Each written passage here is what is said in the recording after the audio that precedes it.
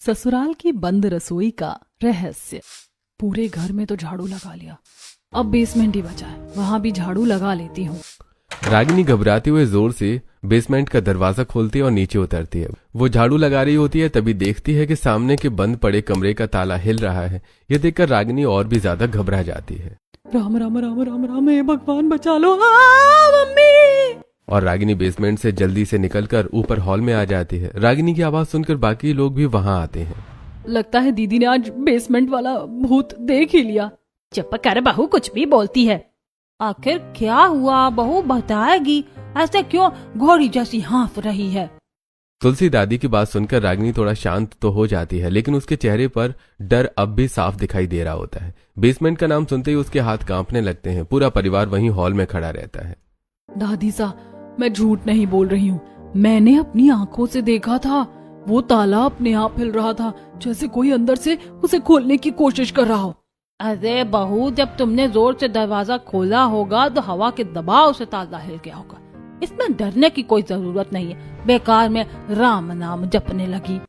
दादी सा, मान लिया हवा से ताला हिल गया होगा, लेकिन आखिर उस कमरे को बंद करके क्यों रखा जाता है और वहां जाने से सबको मना क्यों किया जाता है? शीतल की बात सुनते ही अचानक पूरे हॉल में सन्नाटा छा जाता है। सुष्मिता और माधव एक दूसरे की तरफ देखने लगते हैं। तुलसी दादी का चेहरा थोड़ा सख्त हो जाता है। बहुओं, जितना कहा जाए उतना ही पूछा करो। अपने काम से काम रखा करो, ज्यादा दिमाग चलाना इस घर में अच्छी बात नहीं है। इतना कहकर तुलसी दादी वहां से चली जाती हैं। सुष्मिता भी बहुओं को घूरते हुए अपने कमरे में चली जाती है। रागिनी और शीतल दोनों घबराई हुई वहीं खड़ी रह जाती हैं। दीदी, आपको नहीं लगता कि इस घर में कुछ तो गड़बड़ है? आखिर बेसमेंट वाले कमरे में ऐसा क्या है जिसे सबसे छुपा कर रखा जाता है? पता नहीं शीतल, लेकिन मैं अब उस बेसमेंट में अकेले कभी नहीं जाऊंगी, चाहे कोई कुछ भी कहे। उस दिन के बाद दोनों बहुएं पूरे घर का काम तो करती थी, लेकिन बेसमेंट में जाने का नाम तक नहीं लेती थी। जैसे ही कोई बेसमेंट साफ करने को कहता, दोनों कोई ना कोई बहाना बनाकर ऊपर ही रुक जाती थी। रागिनी बहू, नीचे बेसमेंट में पुराना सामान पड़ा है, उसे साफ कर दो। नहीं मम्मी जी, वो मेरी तबीयत थोड़ी खराब लग रही है, शीतल चली जाएगी। नहीं मम्मी जी, मुझे तो ऊपर की छत पर कपड़े सुखाने हैं, मैं नहीं जा पाऊंगी। दोनों बहुओं की हालत देखकर सुष्मिता समझ जाती है कि दोनों बेसमेंट से बहुत डरने लगी हैं, लेकिन वो कुछ नहीं कहती। धीरे धीरे कुछ दिन बीत जाते हैं। दोनों बहुएं सुबह से रात तक काम में लगी रहती थी। कभी रसोई। एक दिन सुष्मिता अपने छोटे बेटे राहुल के कमरे में जाती है। राहुल ऑफिस से आकर आराम कर रहा होता है। बेटा राहुल, अब मुझे लगता है कि तेरी भी शादी करवा देनी चाहिए। अरे मम्मी, अभी क्या जल्दी है? जल्दी कैसे नहीं है, देखना घर इतना बड़ा है, 2 बहुएं सुबह से रात तक काम करती रहती हैं। अगर तीसरी बहू आ जाएगी तो हमारा भी थोड़ा सहारा हो जाएगा, फिर हम भी गंगा नहा लेंगे। अच्छा, तो आपको बहू चाहिए काम करवाने के लिए? अरे नहीं रे, घर में रौनक बढ़ जाएगी, तेरी जिंदगी भी बस जाएगी। अरे माँ ठीक कह रही है, अब हमें भी तेरी शादी की चिंता होने लगी है। अरे ठीक है, अगर आप सबको लगता है तो मुझे कोई दिक्कत नहीं है। राहुल के हाँ कहते ही पूरे घर में खुशी की लहर दौड़ जाती है। रिश्तेदारों और जान पहचान वालों से कई लड़कियों की तस्वीरें आती हैं। मम्मी, ये वाली लड़की कितनी सुंदर है। अरे दीदी, भैया की शादी है या आपकी? इतनी खुशी तो आप अपनी शादी में भी नहीं दिखाओगी। नहीं, ये लड़की ठीक नहीं लग रही, कुछ और दिखाओ। तभी सुष्मिता के हाथ में एक दूसरी तस्वीर आती है। तस्वीर में तन्वी मुस्कुराते हुए खड़ी होती है। उसके चेहरे पर मासूमियत साफ दिखाई दे रही होती है। अरे वाह, ये लड़की तो बहुत प्यारी है, कितनी भोली लग रही है। हाँ, और संस्कारी भी लग रही है। मुझे भी ठीक लग रही है। इसके बाद पूरा परिवार तन्वी को देखने उसके घर जाता है। तन्वी साड़ी पहनकर सबके सामने चाय लेकर आती है। उसके संस्कार और सादगी देखकर सब बहुत खुश हो जाते हैं। नमस्ते। खुश रहो बेटी। आपको खाना बनाना आता है? जी, बहुत अच्छा बनाती हूँ। मम्मी कहती है मेरे हाथों में स्वाद है। बस भैया, अब तो आपकी जिंदगी सेट है। सब लोग हंसने लगते हैं।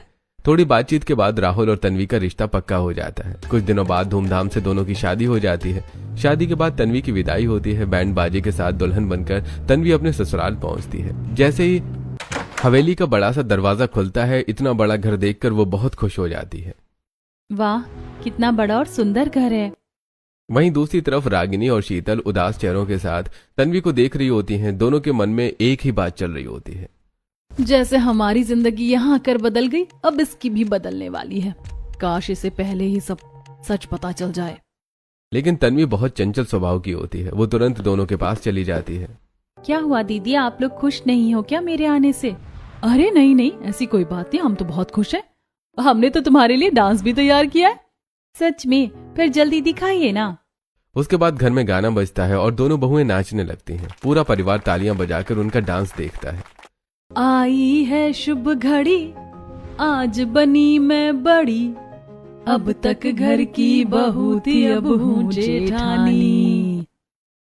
हुक्म चलाऊंगी मैं, आंख दिखाऊंगी मैं, सहमी खड़ी रहेगी मेरी देवरानी। डांस के बाद घर की सभी औरतें नई बहू तन्वी को घर के अंदर लेकर आती हैं। दरवाजे पर कलश रखा होता है। सुष्मिता आरती की थाली लेकर खड़ी होती है। पूरा घर रोशनी से जगमगा रहा होता है। पड़ोस की औरतें भी खड़ी होकर नई बहू को देख रही होती हैं। लो बहू, अब इस घर में अपना पहला कदम रखो, हमेशा खुशियां लेकर आना। जी मम्मी जी। तन्वी धीरे से कलश को पैर से गिराती है और लाल रंग से भरी थाली में पैर रखकर अंदर आती है। घर में उसके पैरों के निशान बन जाते हैं। सभी लोग तालियां बजाने लगते हैं। अरे वाह सुष्मिता, तुम्हारी नई बहू तो बहुत सुंदर और संस्कारी है, और देखो कितनी मासूम भी लग रही। भगवान करे हमेशा खुश रहे।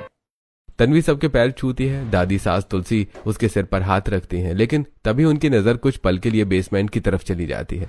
उनका चेहरा अचानक गंभीर हो जाता है। हे भगवान, इस बहू को उस रसोई की सच्चाई से दूर ही रखना। अगले दिन सुबह सुबह पूरे घर में हलचल मची होती है। आज तन्वी की पहली रसोई थी। सभी लोग उत्साहित थे। तन्वी भी जल्दी उठकर तैयार हो जाती है। तभी सुष्मिता उसके कमरे में आती है। तन्वी बहू, आज तुम्हारी पहली रसोई है। आज पूरे घर के लिए खाना तुम्हें ही बनाना है। जी मम्मी जी, मैं बहुत अच्छा खाना बनाऊंगी। इतना कहकर सुष्मिता वहां से चली जाती है, लेकिन वो ये नहीं बताती कि रसोई आखिर है कहाँ। तन्वी पूरे घर में इधर उधर देखने लगती है। कभी एक कमरे में झांकती, कभी दूसरे में। तभी उसे सामने से रागिनी और शीतल आते हुए दिखाई देते हैं। दीदी, मैं रसोई ढूंढ रही हूँ। मम्मी जी ने बताया ही नहीं कि किचन कहाँ है। अच्छा, तो तुम्हें रसोई ढूंढनी है? लेकिन पहले ये बताओ, तुम्हें पुरानी वाली रसोई चाहिए या नई वाली? अरे दीदी, रसोई भी दो दो है क्या? कोई सी भी चलेगी दीदी, बस खाना बनाना है। शीतल और रागिनी एक दूसरे को देखकर धीरे से मुस्कुराने लगती हैं। दोनों नई बहू के मजे लेने की सोचती हैं। चलो तन्वी, हम तुम्हें पुरानी वाली रसोई दिखाते हैं। वहाँ खाना बनाने का मजा ही अलग है। हाँ, वहाँ का स्वाद तो पूरे घर में मशहूर है। दोनों बहुएं तन्वी को लेकर बेसमेंट की तरफ जाने लगती हैं। जैसे वो सीढ़ियों के पास पहुंचती हैं, तभी पीछे से तुलसी दादी की तेज आवाज आती है। रुक जाओ तुम तीनों। तीनों डरकर पीछे मुड़ती हैं। दादी गुस्से से उन्हें घूर रही होती हैं। रागिनी, शीतल, तुम दोनों फिर वही हरकत कर रही हो। नई बहू को वहाँ क्यों लेकर जा रही थी? दादी साहब, वो हम तो बस मजाक कर रहे थे। हाँ दादी साहब, हम सच में नीचे नहीं ले जा रहे थे। खबरदार, जो आज के बाद किसी ने उस पुरानी रसोई का नाम भी लिया, समझी तुम दोनों? इसके बाद तुलसी दादी खुद तन्वी को ऊपर दूसरी मंजिल पर बनी नई रसोई में लेकर जाती है। नई रसोई बहुत ही सुंदर और मॉडर्न होती है। वहाँ बड़े बड़े फ्रिज, चमचमाते बर्तन, माइक्रोवेव और सारी आधुनिक चीजें रखी होती हैं। तन्वी ये सब देखकर खुश हो जाती है। अरे वाह, इतनी सुंदर रसोई, यहाँ तो खाना बनाने में बहुत मजा आएगा। हाँ बहू, अब यही घर की रसोई है, तुम यही काम किया करो। तन्वी पूरे मन से खाना बनाने लगती है। वो पूड़ी, पनीर, दाल, हलवा और कई तरह के पकवान बनाती है। पूरे घर में खाने की खुशबू फैल जाती है। वाह भाभी, कितनी अच्छी खुशबू आ रही है। मेरे तो अभी से मुंह में पानी आ गया। भाभी, अगर खाना अच्छा हुआ ना तो मैं रोज आपकी तारीफ करूंगा। अच्छा जी, और अगर अच्छा नहीं हुआ तो? तब भी तारीफ करूंगा, क्योंकि आप नई भाभी हो। सब लोग हंसने लगते हैं। थोड़ी देर बाद सभी लोग डाइनिंग टेबल पर बैठकर खाना खाने लगते हैं। वाह बहू, बहुत स्वादिष्ट खाना बनाया है। इतने दिनों बाद ऐसा स्वाद मिला है। मैंने कहा था ना, लड़की बहुत गुणवान है। तभी शीतल और रागिनी फिर से तन्वी के मजे लेने लगती है। अच्छा हुआ दादी सा ने समय पर पकड़ लिया, नहीं तो आज तन्वी पहली बार पुरानी वाली रसोई में चली जाती। हाँ, फिर तो पता नहीं क्या हो जाता। उनकी बात सुनकर तन्वी हैरान हो जाती है। आखिर उस पुरानी रसोई में ऐसा क्या है? सब लोग वहाँ जाने से इतना डरते क्यों हैं? अरे ऐसे ही बहू। वो कुछ नहीं है, तुम मत घबराओ। तभी तुलसी दादी बीच में बोल पड़ती हैं।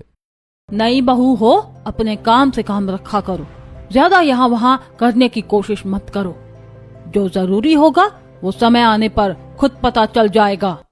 तन्वी चुप तो हो जाती है लेकिन उसके मन में हलचल मच जाती है। वो बार बार उसी पुरानी रसोई के बारे में सोचने लगती है। रात को अपने कमरे में भी तन्वी बेचैन बैठी होती है। राहुल कपड़े बदल रहा होता है। राहुल जी, एक बात पूछूं? हाँ पूछो ना। ये पुरानी रसोई का क्या राज है? सब लोग उसका नाम सुनकर इतना डर क्यों जाते हैं? तन्वी, कुछ बातें न जानो तो ही अच्छा होता है। लेकिन आखिर क्यों? मैं इस घर की बहू हूँ, मुझे जानने का हक है। मैंने कहा ना, कुछ नहीं है वहां। बेकार में ज्यादा टेंशन लेने की जरूरत नहीं है। अब चुपचाप सो जाओ। राहुल करवट लेकर सो जाता है लेकिन तन्वी की आंखों में नींद नहीं होती। उसके दिमाग में बस वही बंद रसोई घूम रही होती है।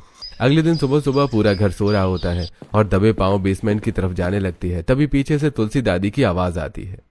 वहाँ क्यों जा रही हो बहू? तन्वी डरकर रुक जाती है। वो दादी साहब, मैं तो बस ऐसे ही नीचे जा रही थी। याद रखना, उस जगह से जितना दूर रहोगी उतना अच्छा रहेगा। चलो ऊपर जाओ। तन्वी चुपचाप वापस ऊपर चली जाती है लेकिन अब उसकी उत्सुकता और बढ़ चुकी थी। ऐसे कुछ दिन बीत जाते हैं। धीरे धीरे तन्वी भी अपने ससुराल के माहौल में ढलने लगती है।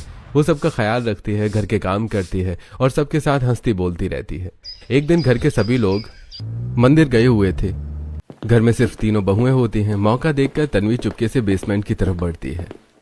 आज तो पता लगा कर ही रहूंगी, आखिर उस रसोई में ऐसा क्या छुपा है।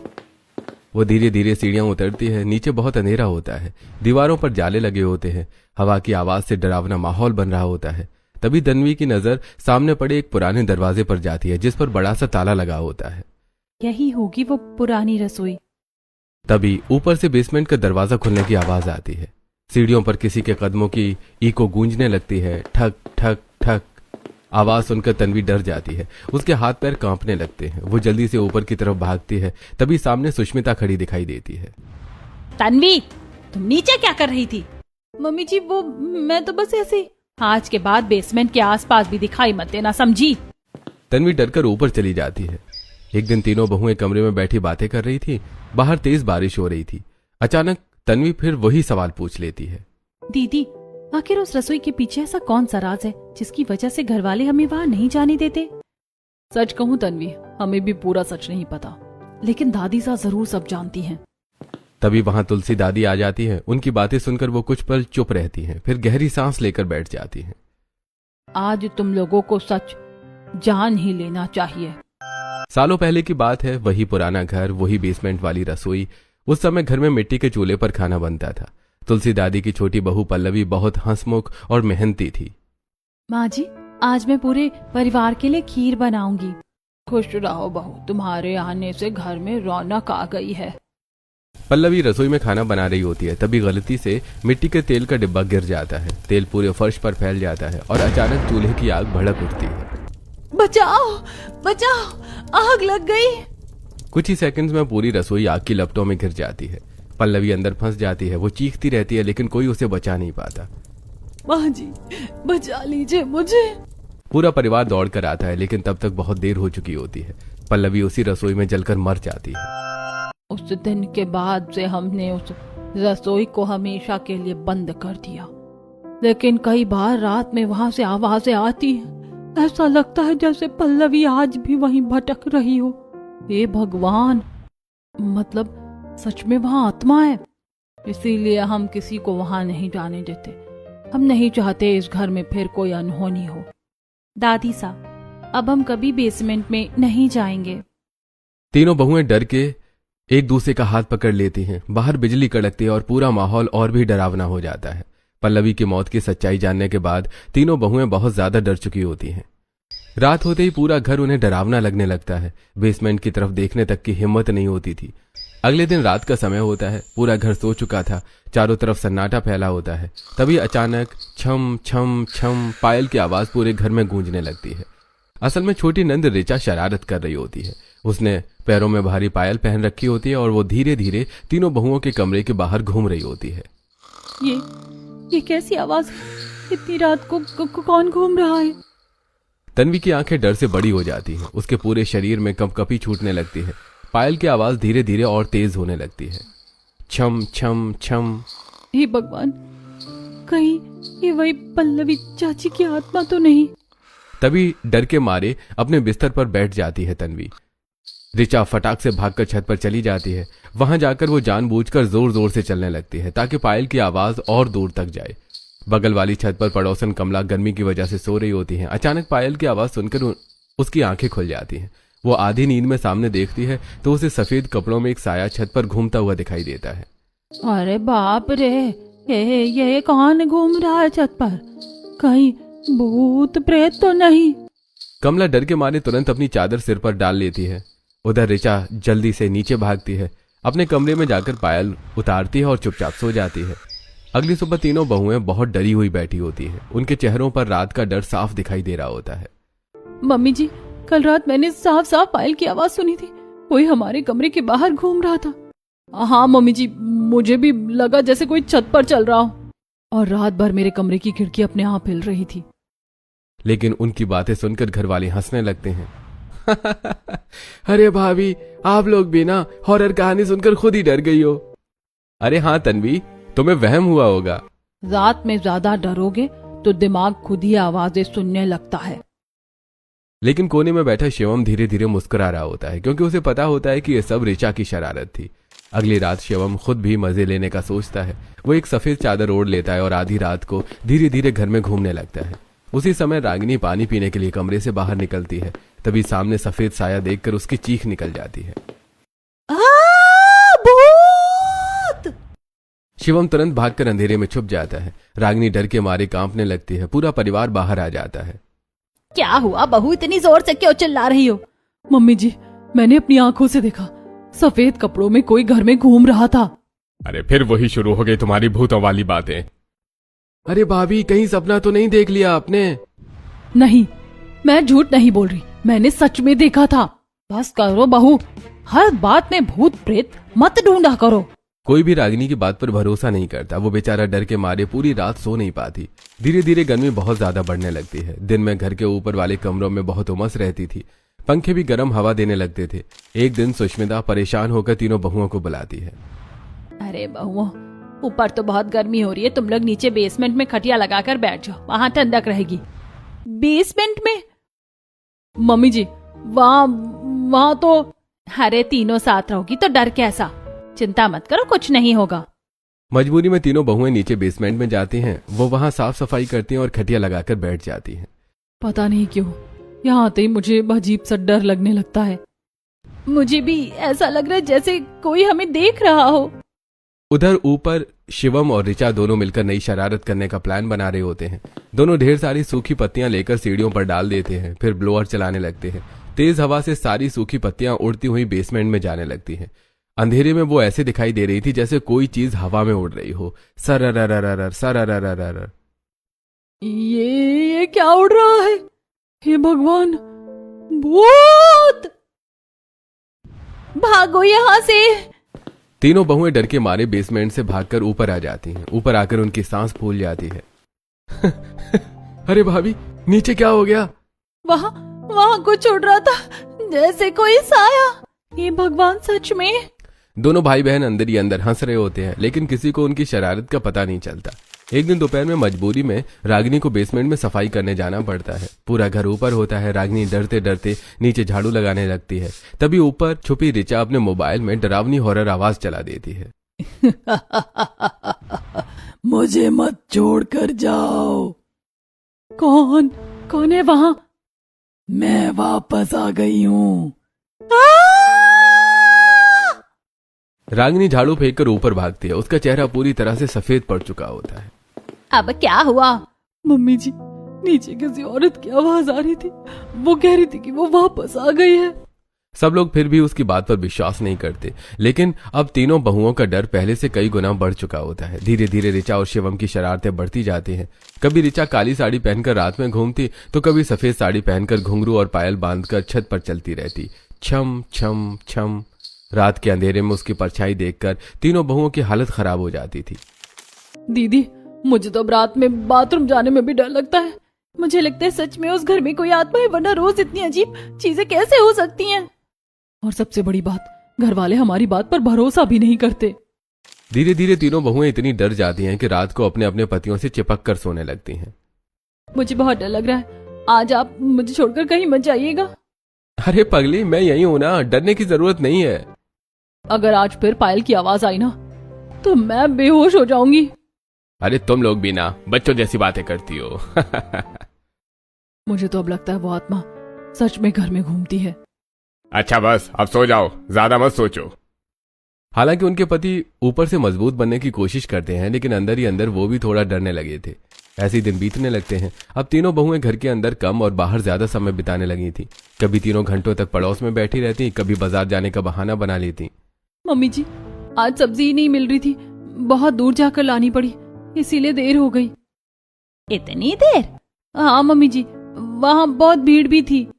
एक दिन शीतल राशन लाने के बहाने पूरा दिन बाहर रहती है। शाम को थकी हुई बनकर घर आती है। अरे मम्मी जी, राशन इतना भारी था कि लाने में पूरा दिन लग गया, ऊपर से रिक्शा भी नहीं मिल रहा था। पूरा दिन? हाँ पिताजी, मेरी तो कमर ही टूट गई। एक दिन रागिनी शॉपिंग के बहाने बाहर रहती है, तो कभी तन्वी पार्लर जाने का बहाना बनाकर देर से घर लौटती है। मम्मी जी, इतनी गर्मी में घर में दम घुटता है, इसीलिए थोड़ा बाहर घूम आई। और मैं पार्लर गई थी, वहाँ बहुत भीड़ थी, इसीलिए देर हो गई। धीरे धीरे तीनों बहुओं के मन में डर पूरी तरह घर कर चुका होता है। अब तो रात होते ही उनके चेहरे उतर जाते थे। घर का हर कोना उन्हें डरावना लगने लगा था। बेसमेंट का नाम सुनते ही तीनों की हालत खराब हो जाती थी। एक दिन अचानक घर का बड़ा दरवाजा खुलता है और माधव, राहुल, करण और रौनक बहुत उदास चेहरे के साथ घर के अंदर आते हैं। उनके कपड़े भी थोड़े अस्त व्यस्त होते हैं और चेहरे पर चिंता साफ दिखाई दे रही होती है। अरे क्या हुआ, आप लोग इतने परेशान क्यों लग रहे हैं? माधव बेटा, आखिर बात क्या है? तुम सबके चेहरे ऐसे क्यों उतर गए हैं? चारों आदमी चुपचाप सोफे पर बैठ जाते हैं। किसी के मुंह से आवाज नहीं निकल रही होती है। घर का माहौल अचानक बहुत भारी हो जाता है। दादी साहब, बहुत बड़ा अनर्थ हो गया। हमारी शुगर मिल में आग लग गई। देखते ही देखते सारी मशीनें जलकर राख हो गई और आग इतनी भड़क गई कि बगल वाली कपड़ा फैक्ट्री तक पहुंच गई। वहां भी सब कुछ जल गया। हे भगवान! करोड़ों का नुकसान हो गया है, करोड़ों का। जो कुछ सालों में कमाया था सब एक ही दिन में खत्म हो गया। ये सुनकर पूरे घर के होश उड़ जाते हैं। तीनों बहुएं भी डरकर एक दूसरे का चेहरा देखने लगती हैं। इतना बड़ा नुकसान? अब क्या होगा? फैक्ट्री दोबारा कैसे शुरू होगी? इंश्योरेंस तो मिलेगा, लेकिन पूरा नहीं, सिर्फ 50 से 70% तक ही मिलेगा, क्योंकि नुकसान बहुत ज्यादा हुआ है। और सबसे बड़ी परेशानी यह है कि हमें बहुत बड़ा ऑर्डर भी मिला हुआ है। अगर फैक्ट्री जल्दी शुरू नहीं हुई तो वो ऑर्डर भी हाथ से चला जाएगा। अगर ऑर्डर चला गया तो हमारी कंपनी पूरी तरह से डूब जाएगी। घर के सभी आदमी बहुत ज्यादा तनाव में होते हैं। तुलसी दादी भी गहरी सोच में डूब जाती हैं। फिर अब क्या सोच रहे हो तुम लोग? माँ, शायद अब हमें बैंक से बड़ा लोन लेना पड़ेगा और कोई रास्ता नहीं बचा। लेकिन इतना बड़ा लोन चुकाना भी आसान नहीं होगा। तुलसी दादी कुछ पल चुप रहती हैं, फिर अचानक उनकी आंखों में एक अलग चमक दिखाई देती है। वो धीरे धीरे उठती हैं। नहीं, अभी लोन लेने की जरूरत नहीं है। माँ जी, फिर और क्या रास्ता है? मेरे साथ नीचे चलो। आज समय आ गया है कि तुम सबको उस रहस्य के बारे में पता चल जाए। इतना कहकर तुलसी दादी अपने कमरे में जाती हैं और अलमारी के अंदर छुपी एक पुरानी चाबी निकालती हैं। चाबी काफी पुरानी और भारी होती है। तीनों बहुएं एक दूसरे का चेहरा देखने लगती हैं। उन्हें समझ आ जाता है कि दादी उन्हें उसी रहस्यमयी पुरानी रसोई में ले जाने वाली हैं। क्या आज सच में उस रसोई का राज पता चलेगा? मुझे तो अभी से डर लग रहा है, कहीं सच में वहां आत्मा हुई तो। तुलसी दादी धीरे धीरे बेसमेंट की तरफ बढ़ने लगती हैं। पूरा परिवार उनके पीछे चलता है। बेसमेंट में पहुंचते ही ठंडी हवा चलने लगती है। तीनों बहुओं की धड़कनें तेज हो जाती हैं। दादी उस पुराने बंद कमरे के सामने रुकती हैं, फिर कांपते हाथों से चाबी ताले में डालती हैं। खटाक! सालों पुराना ताला खुल जाता है। दरवाजा चर्र की आवाज के साथ धीरे धीरे खुलता है। अंदर पूरी तरह अंधेरा होता है।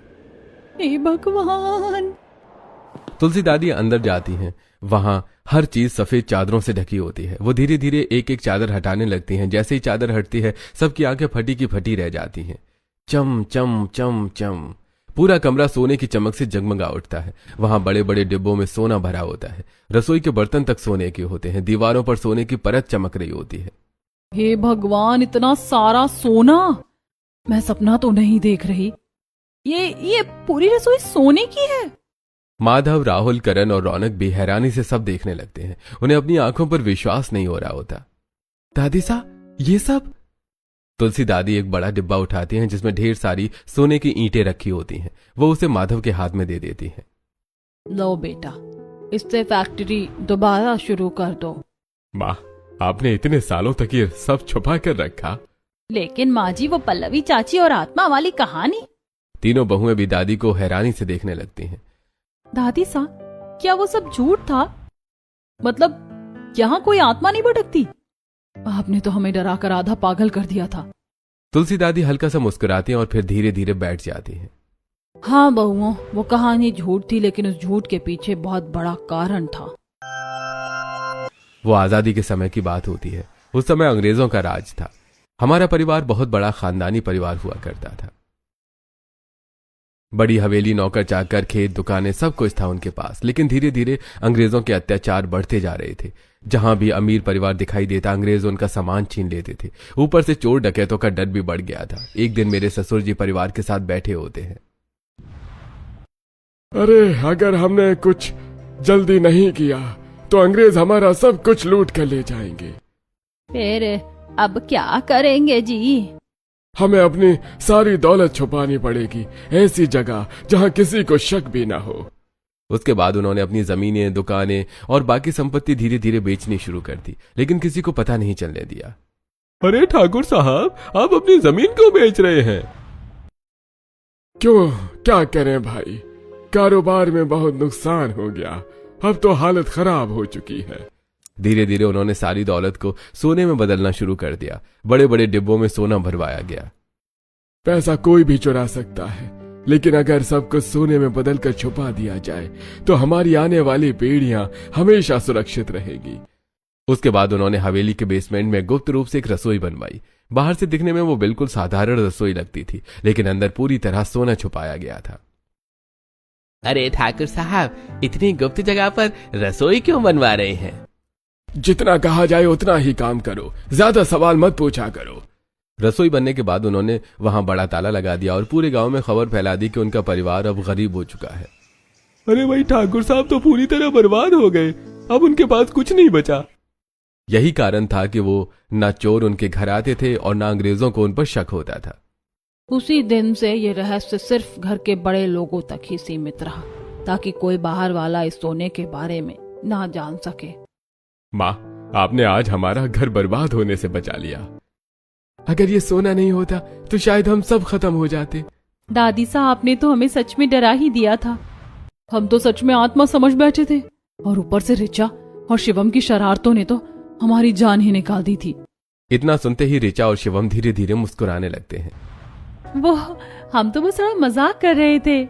लेकिन भाभियां तो सच में बहुत डर गई थी। अच्छा, तो ये सब तुम दोनों की शरारत थी? रुको, आज तुम दोनों की खबर लेते हैं। पूरा परिवार हंसने लगता है। इतने दिनों बाद घर का माहौल फिर से खुशियों से भर जाता है।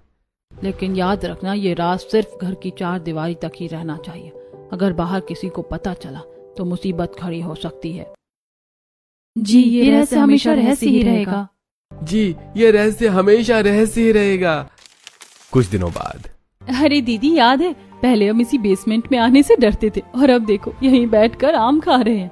सच में मुझे तो अब अपनी हरकतों पर हंसी आती है। मैं तो सूखी पत्तियां देखकर भाग गई थी, और मैं मोबाइल की हॉरर आवाज सुनकर बेहोश होने वाली थी। तीनों बहुएं जोर जोर से हंसने लगती हैं। तभी पीछे से ऋचा और शिवम आते हैं। दोनों धीरे धीरे निकलने की कोशिश कर रहे होते हैं ताकि उन्हें कोई पकड़ न ले। रुको तुम दोनों, आज इतनी आसानी से नहीं बचने वाले। भाभी, अब हमने क्या किया? क्या किया?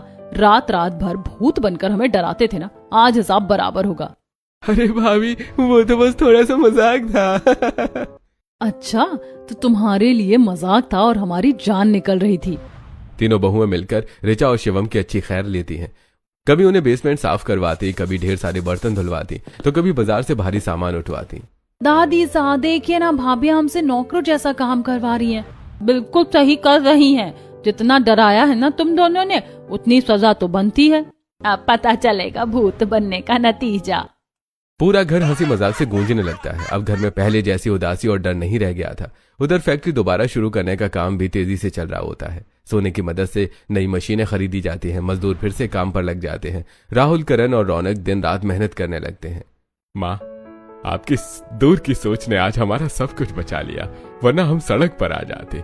परिवार हमेशा एकता से चलता है बेटा। मुश्किल समय में घर का साथ ही सबसे बड़ा सहारा बनता है। कुछ ही दिनों में शुगर मिल और कपड़ा फैक्ट्री फिर से तैयार हो जाती है। पूरे परिवार में खुशी की लहर दौड़ जाती है। फैक्ट्री के उद्घाटन वाले दिन पूरा परिवार नए कपड़े पहनकर वहां पहुंचता है। फैक्ट्री को फूलों और लाइटों से सजाया गया होता है। मजदूर भी बहुत खुश होते हैं। तन्वी, ये सब तुम्हारी और पूरे परिवार की दुआओं का असर है। नहीं, ये दादी सा की समझदारी और पूरे परिवार की मेहनत का फल है। तुलसी दादी नारियल फोड़ती हैं और फीता काटकर फैक्ट्री का उद्घाटन करती हैं। सभी जोर जोर से तालियां बजाने लगते हैं। अरे माधव जी की जय हो। अब तो हमारी फैक्ट्री पहले से भी ज्यादा चलेगी। और अब मैं रात में भूत नहीं बनूंगी, वरना भाभियां फिर पकड़ लेंगी। सब लोग जोर जोर से हंसने लगते हैं। हाँ, अब अगर पायल की आवाज आई ना तो सबसे पहले हम तुम्हें ही पकड़ेंगे और इस बार सीधे बेसमेंट में बंद कर देंगे। पूरा परिवार हंसी खुशी एक दूसरे के साथ खड़ा रहता है। बहुओं के मन से डर खत्म हो चुका था और अब वही रहस्यमयी बेसमेंट उनके आराम और हंसी मजाक की जगह बन चुका था। धीरे धीरे फैक्ट्री फिर से मुनाफा कमाने लगती है और पूरा परिवार पहले से भी ज्यादा खुशहाल जिंदगी जीने लगता है।